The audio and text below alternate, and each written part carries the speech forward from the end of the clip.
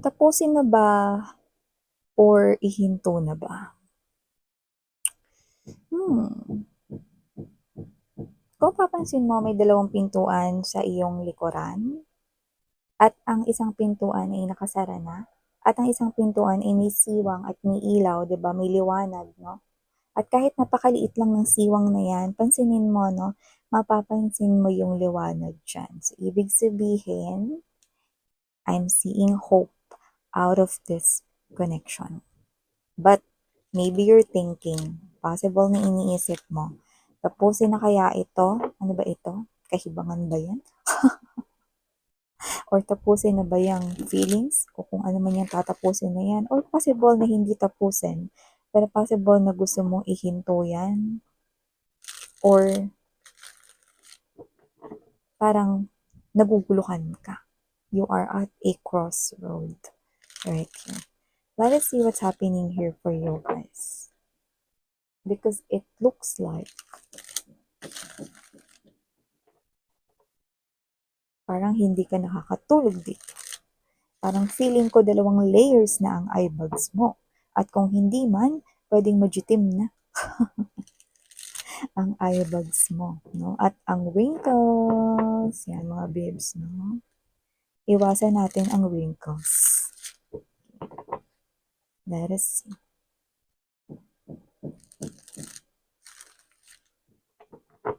Okay.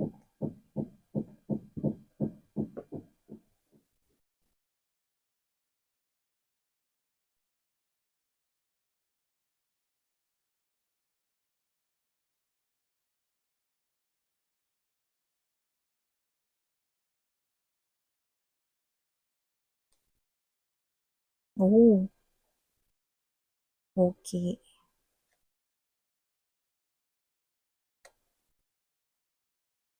Ace of Swords to the Moon card energy right at the heart of this reading ninyo mga babes, no? Yan.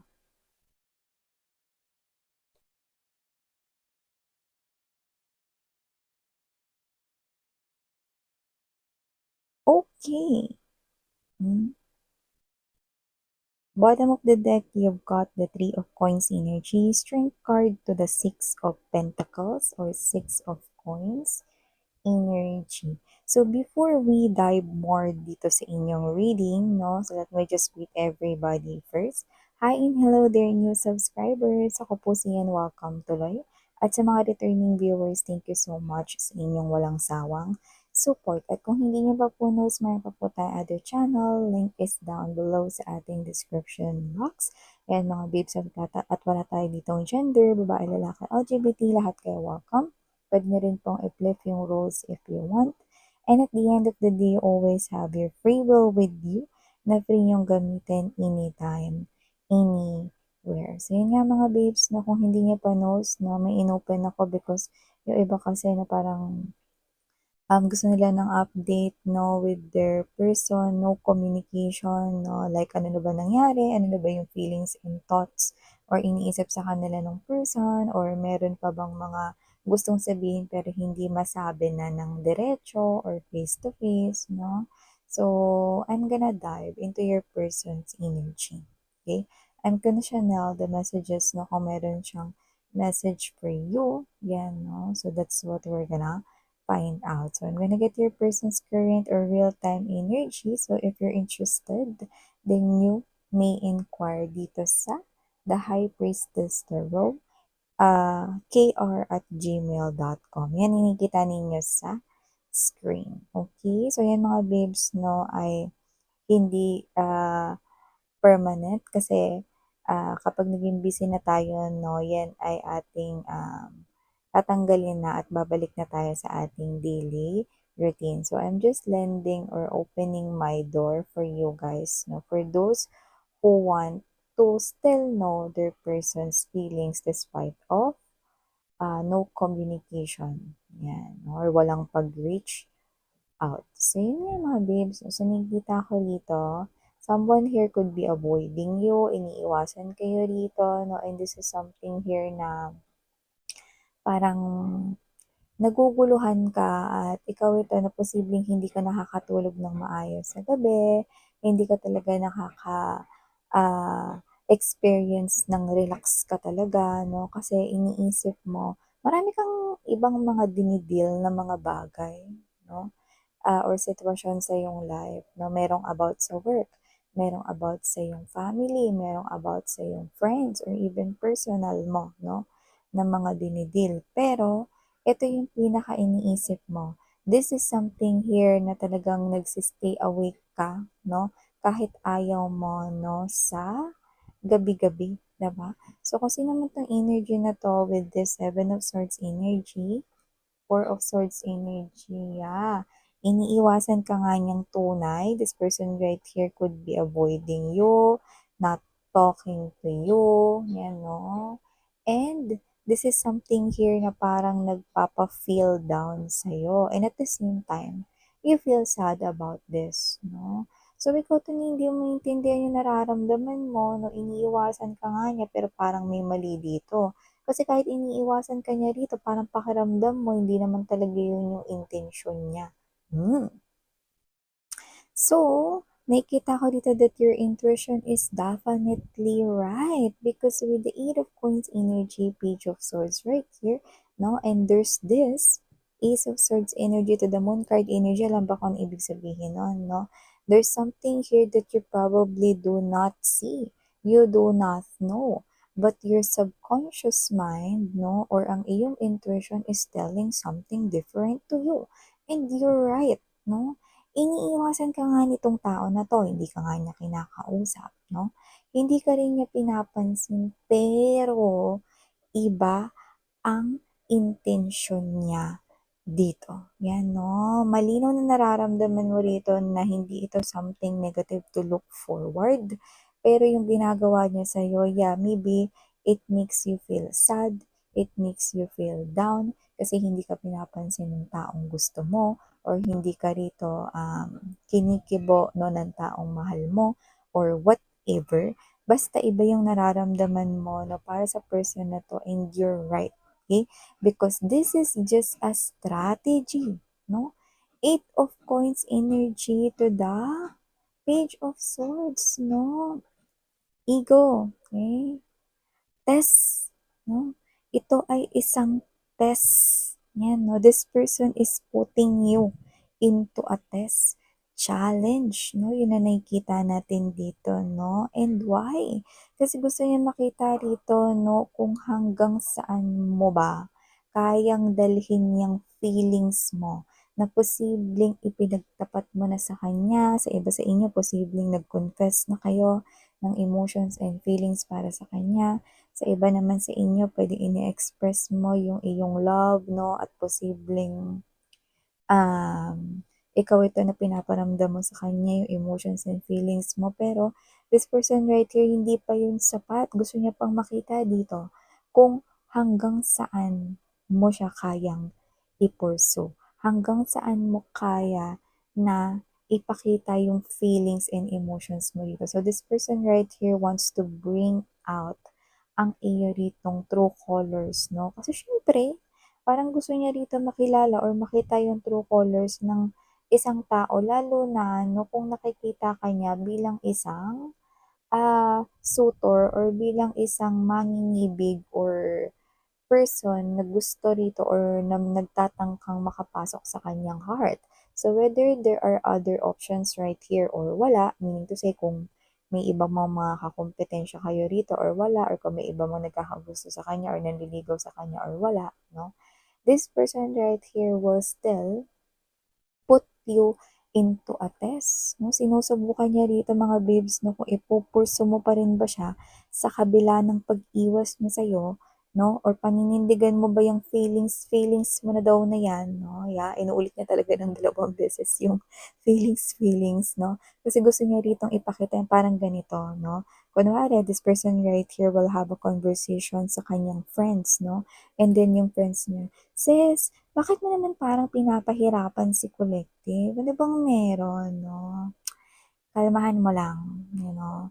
Gusto ko kasing makita kung totoo ba yung feelings niya na yan para sa akin. Yan, oh. Gusto ko makita kung hanggang saan ba niya kayang i-pursue ako or kung talagang seryoso ba siya. Yan, oh. So, this person right here, technically, literally, is specifically ignoring your messages right here. But others of them, meron silang way how to view your message na hindi mo nakikita na na-seen or nakita na nila. Ano yung iba ganun.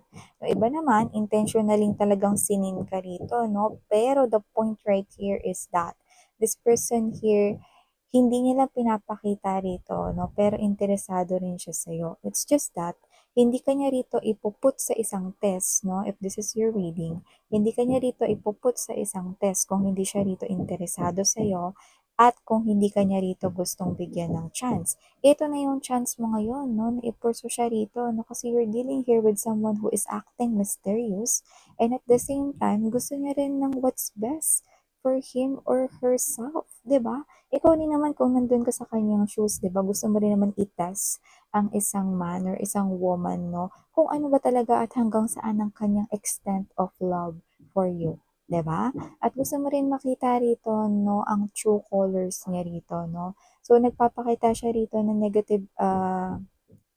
negative actions towards you, pero this is just a bait, this is just a pain, this is just something here na parang pag nahulog ka dito sa patibong na ito na yun, di ba? So, spirits are saying right here, okay, that if you want to pursue this lady, this woman, this man over here, then this is your chance. Kasi binibigyan ka na niya ng chance dito without you knowing it, okay? Clueless kayo dito, akala ninyo, it's all over na, hindi niya kayo pinapansin, this person here is avoiding you, not responding to your text messages right here, but this is just a part of a strategy. It's like push and pull. So wala kayong kaalam-alam dito that this person right here is already pulling that trigger, okay, para hatakin kayo rito, no? Now it's your choice, no? Kung kayo ba dito ay magba-back out, okay? Atras na lang ba? O aabante dito? Kasi nakikita ko dito na sobrang gusto niyo tong person na to, but however, naguguluhan kayo kung talagang gusto niya ba kayo. Your intuition is already telling you there's something different that this person here is acting. It's like contrast, no? Nagko-contradict, iniiwasan ka niya pero iba yung nararamdaman mo, no? So this person here is actually sending you mysterious message right here. At yun nga yung binibigyan ka na niya ng chance. Ito na yun, no? This is the truth na hindi mo nakikita. Alam mo kasi, mga babes, no? Wala tayong gender dito, ha? Pero kung sino tong energy na to, no? Lalo na kung babae siya. Ang mga babae kasi, mga babes, no? Kilala ko yung mga babae na yan. Ang mga babae, syempre babae ako, kaya talaga. So, yung mga babae niya, mga babes, no? Kapag meron niyang gustong sabihin, hindi niya yan sasabihin ng diretso sa'yo. Okay? Yan ay gusto nilang unang manggaling sa bibig mo, unang ikaw ang gumawa ng aksyon dyan, unang makagets dyan, no, nang hindi nila sinasabi ng direkta sa'yo. Am I right, no? Wala tayong gender dito, no, LGBTQs, and of course, to all my woman out there, no, at sa mga boys and men right there, no, wala tayong gender. Pero nakita ko dito that you're dealing here with someone na gusto niyang magets mo ito. So, binibigyan ka na pala niya ng chance. Ito na yung chance mo. Ipopurso mo ba siya o hindi? Yan, no? So, parang ganito yan mga babes, no? Kung sakali mo na nagre-reply ito sa inyo, like, let's see, no? Pwede ka ba sa Saturday, no? This person right here, sasadyain yan, meron kasi akong lakad with my mom sa Saturday, yan, no? Tapos, sige, okay lang. What about sunduin na lang kita ng Tuesday? Ay, meron kasi kaming ano mag-overtime kasi kami sa work kasi may hinahabol kaming deadline, no? So, lahat yan para-paraan niya lang, no?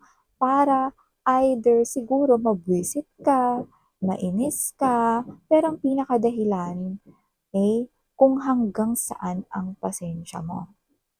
Kasi sinasadya niya talaga yun because this person here is putting you in a test at ito ang kanyang mysterious message. Ito na yung chance mo, babe, no? So, waiting na lang siya rito, no? Basta nagkakaroon na siya ng interest sa'yo dito habang ikaw sumasakit yung ulo mo. Kakaisip, bakit ka ba niya iniiwasan, no? Or ano ba nangyayari rito, no? But this is something here, okay, na parte pala ng strategy niya. Ngayon, waiting na lang siya rito. Ano ang magiging reaction mo? But your angels right here is mukhang nasa side mo. Kaya naman, ginamit nila ako dito bilang medium upang iparating sa'yo na binibigyan ka na pala ng chance ng baby girl na yan, no? Or ng baby boy na yan, no? So, go ahead, go grab that chance. And with this Three of Pentacles energy, Strength card right here, and Six of Pentacles energy, don't lose hope if you want to build something strong, like a firm foundation. If you want to build something na legacy, no? Out of this connection, then wag ka mapanghinaan ng loob. Be confident. That's the Strength card energy. Raise your self-esteem, okay? And pursue this woman. Pursue this man right here. Continue giving to this person right here and do not give up. Kasi once you give up, honey, okay, you're already telling this person here na, sinasayang ko yung chance na binigay mo. Or you're directly saying to this person here na hindi siya worth it ilaban. 'Di ba? Here, I'm seeing that you like this person here so much. Like, no mo, 'di ba? Na gustong-gusto mo siya rito. Very, very gusto mo siya rito. Okay? So, whoever this individual is, no, ito yung mysterious message niya sa'yo. Keep pursuing. If you want me, come get me. Yan. I go. Miss yan, pag pinurso ko ba siya, will there be a chance for us? Alam mo, mga babes, no, the moment na binigyan ka niya rito ng chance, okay, with this mysterious message here, okay, this person here is already seeing, no, something na possible na mag-bloom sa inyo romantically. So, possible na talaga magkaroon rito ng equal or reciprocity. So, I'm seeing this person right here na possible na maging magka-in relationship kayo dito. Basta, wag kang susuko. Itaas mo yung bandera mo mga babes at wag mo ibababa yan. Gigigil ako sa'yo. Ilaban mo yan. No? Yan yung mysterious message mo rito, no? Binigyan ka na niya ng chance pero hindi niya sinabi ng diretso sa'yo. Okay? Iba, no? Iba yung ginagawa nitong strategy itong person na to, no? Pero syempre, walang ligtas dito sa ating mga cards, no? And the angels are already speaking to us that this is your chance to pursue, okay, the person you like or the person you love. So, yeah, no? Taray, mysterious message, unlock. So, yun na nga, ito na yung dapat mong gawin mga babes. Maraming salamat sa oras mo and thank you so much. Happy Sunday everyone and muli ako po siyan. Sarang iyo, love and light. Annyeong.